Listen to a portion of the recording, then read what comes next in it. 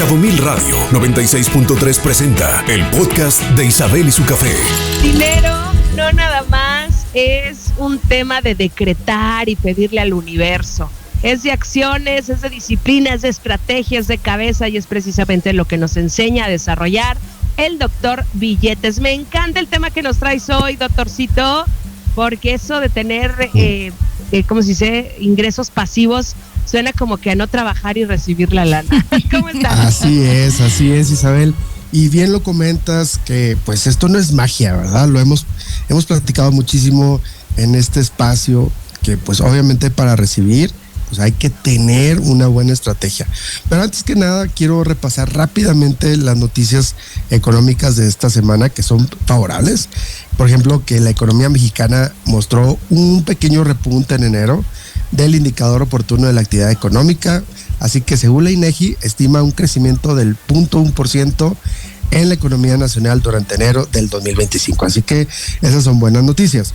Por otro lado, también en el tema de las exportaciones mexicanas hacia la diversificación de no solamente Estados Unidos, crecen en el mercado asiático, y las exportaciones de México hacia países como Malasia, Filipinas, Hong Kong han experimentado un crecimiento notable, alcanzando 30.404 millones de dólares de ventas durante este 2024. Así que el tip financiero con esto es que ante la volatilidad económica que estamos viendo, ¿qué vamos a hacer con nuestras finanzas? Que era una de las preguntas que me hacías en el programa pasado.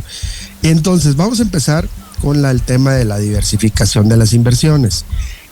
Fíjense, en la parte de la planificación de nuestro patrimonio o la planificación financiera, hay dos etapas. Primero, cuando empezamos a trabajar y empezamos a ser productivos, está la etapa de acumulación, que es aquí donde tenemos que tener mucho ojo en hacer crecer nuestro patrimonio. Para luego viene la etapa de la desacumulación, porque como bien dice el dicho, todo por servir se acaba.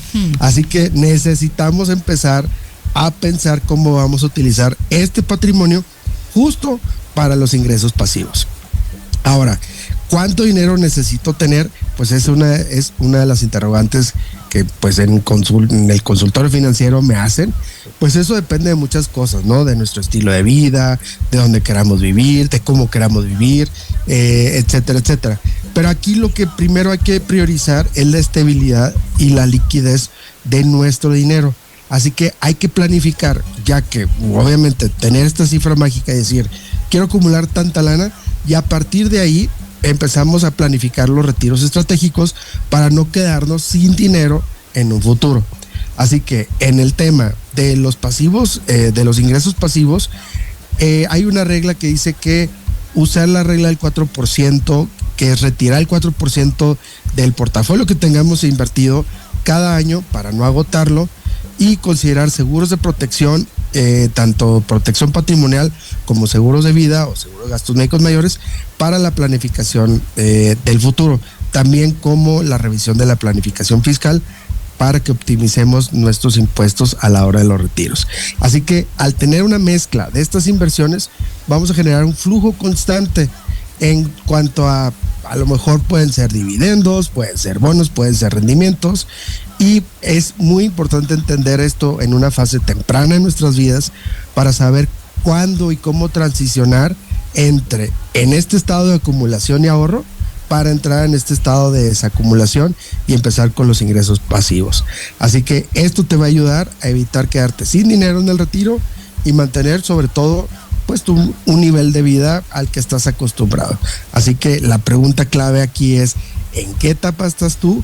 Y si ya tienes una estrategia clara para el futuro. Este numerito mágico de los que le platico es algo que deberíamos de tener todos en nuestra cabeza para que a partir de aquí a X años lleguemos a ese punto y empecemos ahora sí en esta etapa de desacumulación. ¿Cómo la ven?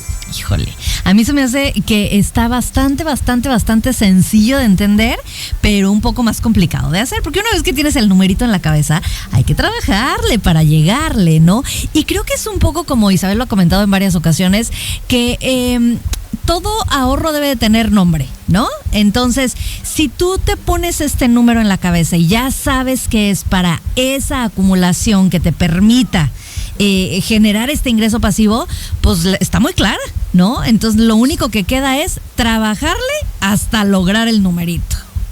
Oye, nos está preguntando, doctor Billetes, que si los bienes inmuebles son ingresos pasivos. Los muebles sin bienes sí son ingresos pasivos, siempre y cuando no le tengas que meter absolutamente nada en el tema de mantenimiento. Pues si hay una cuota de mantenimiento, pues es que siempre tienes que meter. Pues sí. Siempre el rentero te va a decir que no le sirve no sé qué, que hay que arreglar no sé qué, entonces no son tan pasivos. Exactamente, ahí, por eso te digo, ahí está la jiribilla. Hay ciertas fibras, así se llaman este tipo de instrumentos, etcétera, que sí son a través de inmuebles y tú no te preocupas de nada y te llega el ingreso pasivo directamente. Entonces sí es dependiendo de la estrategia que quieras tener tú como tenedor del inmueble. Ok, interesante. Entonces, en pocas palabras y para que todo entendamos, tenemos a partir de qué edad invertir en qué. Lo queremos fácil. A partir de ahorita, en cualquier etapa que estés de tu vida, pensar cuánto tiempo te queda de actividad productiva para llegar a este numerito de acumulación y a partir de ahí empezar con una estrategia de ingresos pasivos. Ok, ¿nos quedó claro, Pancha?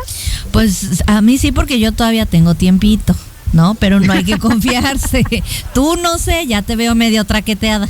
Sí, estoy traqueteada, Pancha, y no tengo ingresos pasivos. Con trabajo tengo pasos en la azotea.